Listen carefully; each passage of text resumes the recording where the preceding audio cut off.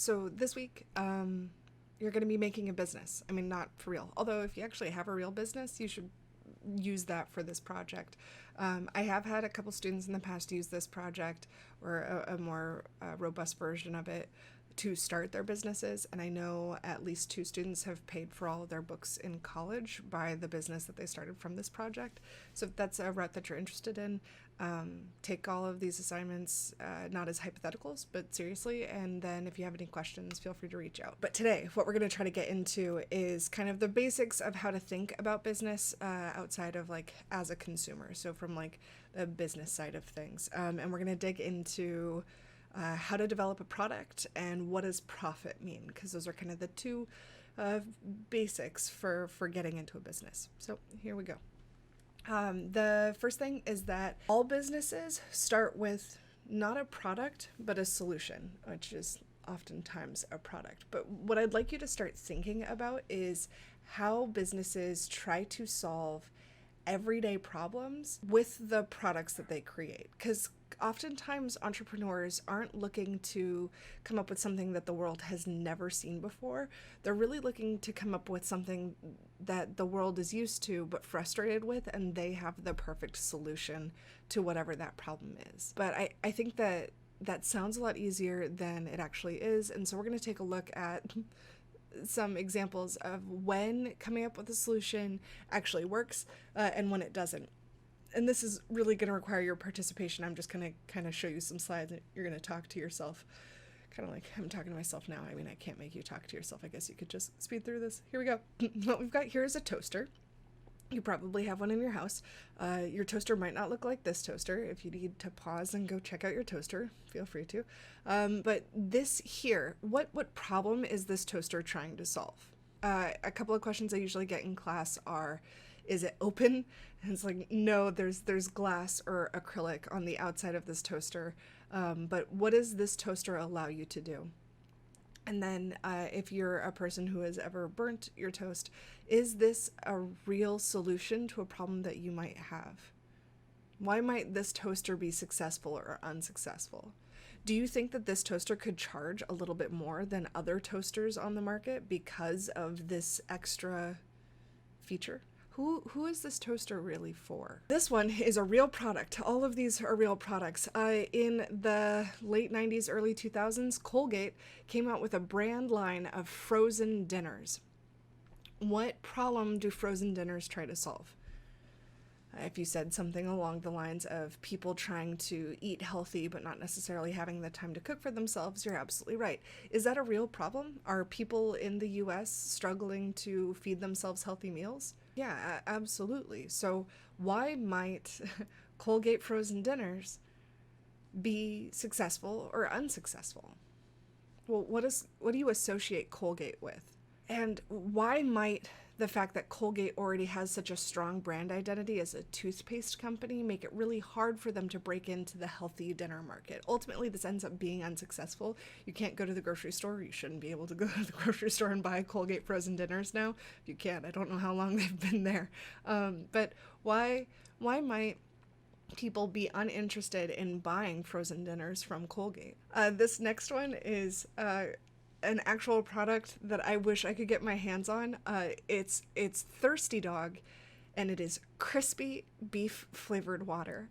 I am so desperate to know how they get it crispy flavored, but I'll never find out because this product was an utter and complete failure.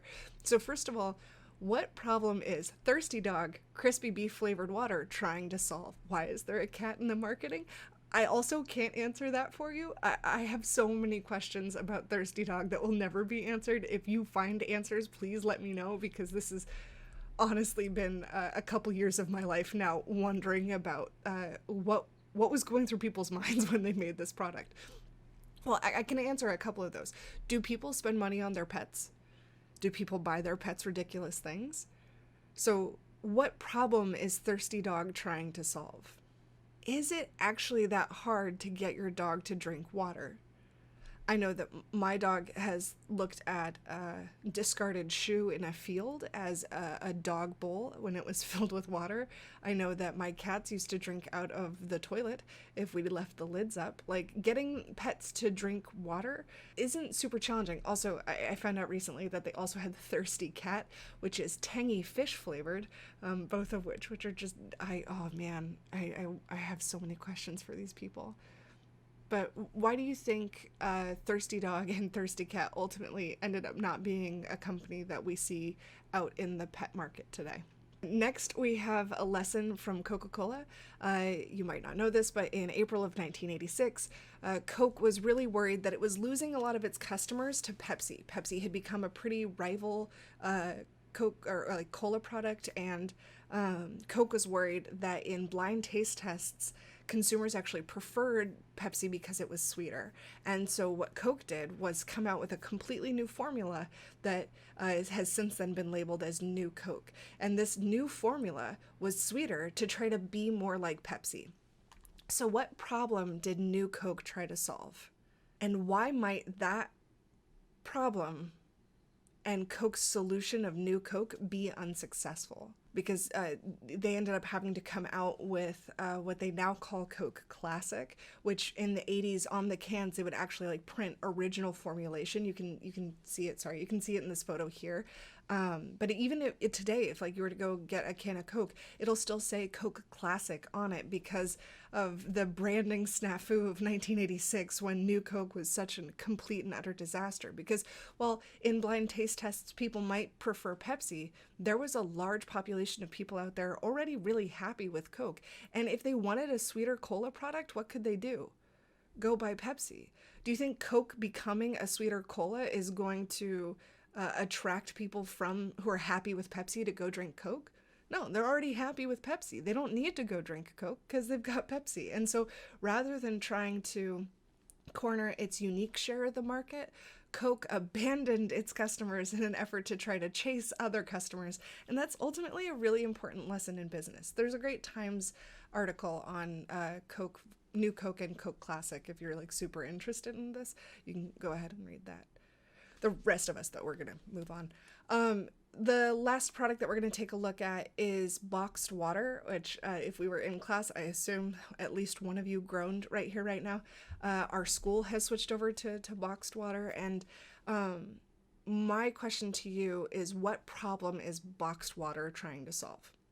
If you just said people being thirsty, that's not exactly the problem they're trying to solve. Right, like boxed water is trying to create a more green and environmentally friendly single-use water container, right? It's using less plastic on the side of the box. They also talk about how they pay their water source people a reasonable wage.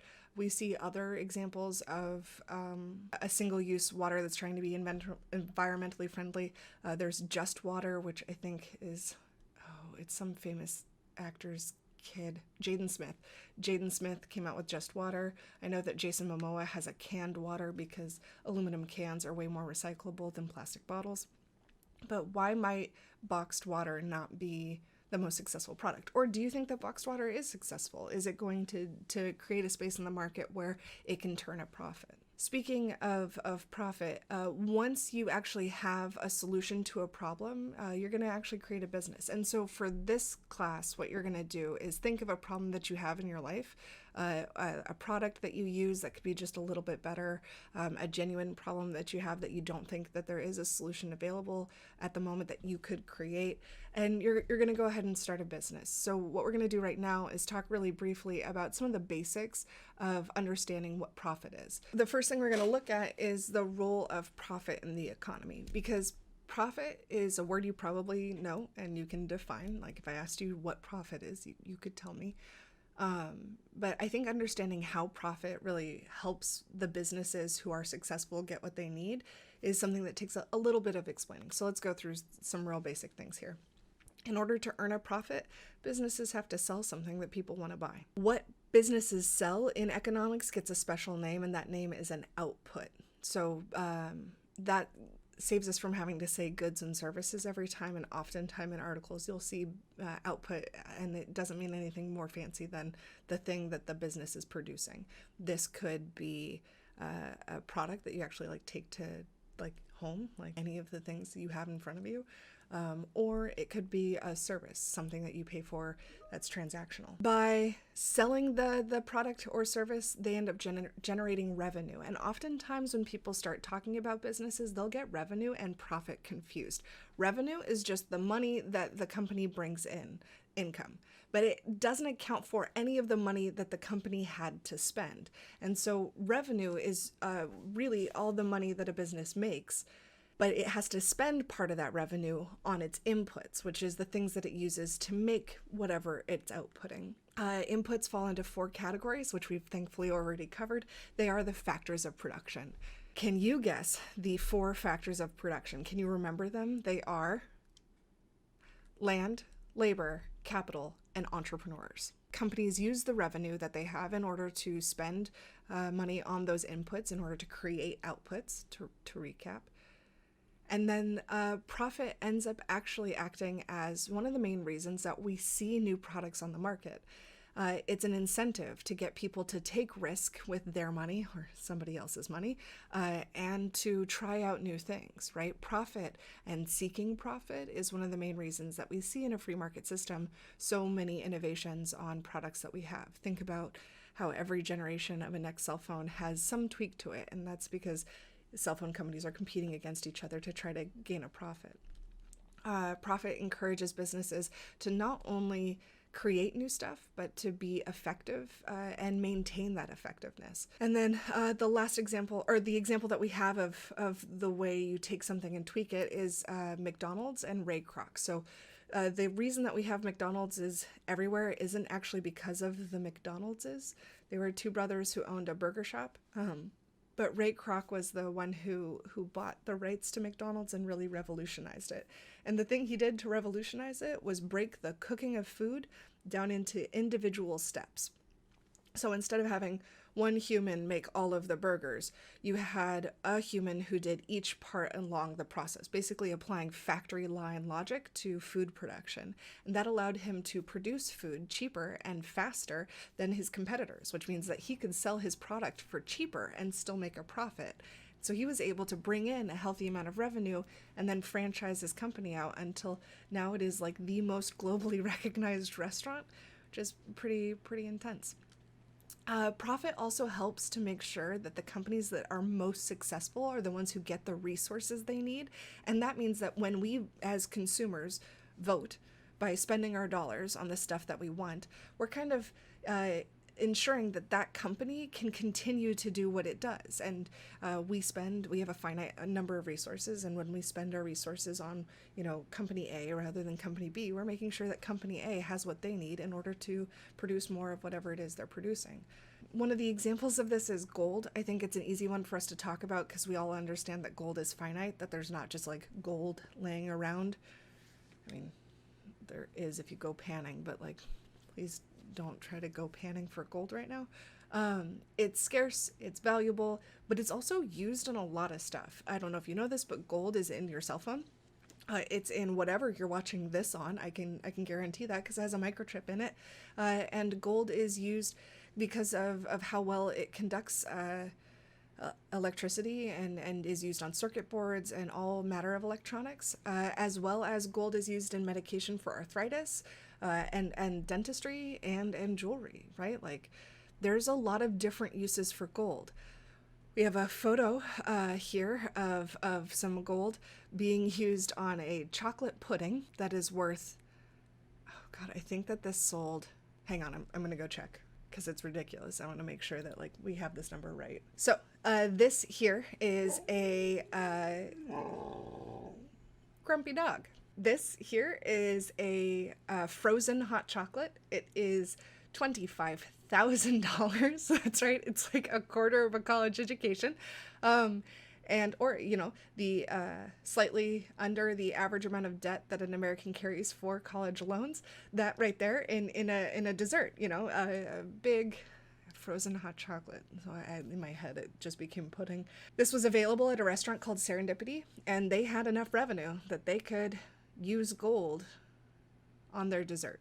Fun fact, they're not open anymore because it wasn't the best resource or the best way to use the resource, and they didn't have the profit in order to stay open, which means that they're no longer using a scarce and valuable resource for you to eat and then defecate because you don't absorb gold. So it's really, you just kind of borrow gold for a moment and it takes a fun ride on your digestive system. That's really gross. Moving on. Many industries would like more access to gold. So how do you determine who gets the access to gold if a lot of people need it? Well, in our economy, in a market economy, it's whoever's willing to pay for it. And you just keep raising the price of gold until it's at a point where the number of people who are able to supply gold and the number of people who are willing to buy gold find an equilibrium, that interaction between supply and demand.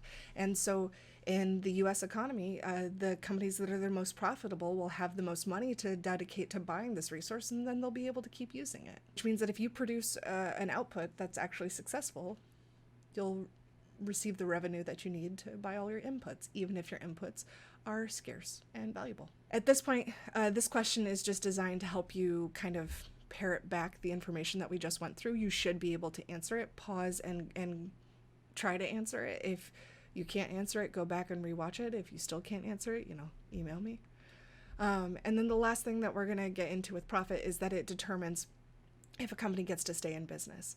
The easiest way to determine the difference between profit, which means you're making more than the amount of money that you have to spend to stay open, or a loss, which means you're making less money than you have to spend to stay open, is calculating the difference, meaning subtraction is going to happen here, between revenue and cost. Total revenue is the entire amount of money that your company brings in. It's all of the income that you receive from selling your various outputs. Total cost is the opposite of that. It's all of the money you have to spend keeping the lights on. So this is what you spend on rent, utilities, employees, actual inputs to create your product. There's a lot of different inputs in running a business that we'll dig into a little bit later, but this is all of your costs totaled together. And those numbers don't happen magically. Like, you as a business owner have to keep track of all of your costs. And then at the end of the month be able to know how much you spend, because it's really easy to spend money and not keep track of it, and then at the end of the month think that you're making a profit, but in reality you haven't calculated all of your costs. So here's the very complicated equation to determine whether your company is profitable or not. Take all the revenue, you subtract all the costs. If it's a positive number, congratulations, you've made profit. If it's a negative number, you're operating at a loss. And if you're operating at a loss, you should just obviously close because you're a crappy business, right?